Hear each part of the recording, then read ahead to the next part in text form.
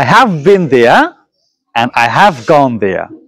এই দুইটা এক্সপ্রেশনস এর মধ্যে পার্থক্যটা আসলে কোথায়? চলুন আজকে আমরা দেখে নেই।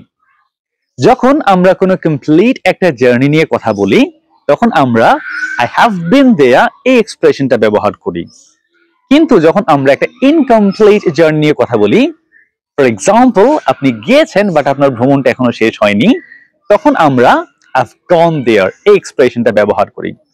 ফর এক্সাম্পল আপনি গ্রোসারি স্টোরে গিয়েছেন এবং ফিরে এসেছেন, আপনি বলবেন I've been to the grocery store, but আপনি গিয়েছেন এখনো ফিরে আসেননি। In such situations you can say I've gone to the grocery store. আপনি লাইব্রেরিতে গিয়েছেন এবং ফিরে এসেছেন, I've been to the library. আপনি গিয়েছেন এখনো ফিরে আসেননি, I've gone to the library. আপনি ইউএসএ গিয়েছেন এবং ফিরেও এসেছেন, এক্ষেত্রে আপনি বলবেন I've been to the USA. But গিয়ে যদি ফিরে না আসেন তখন কি বলবেন? I've gone to the USA. Happy learning everyone. Allah Hafiz.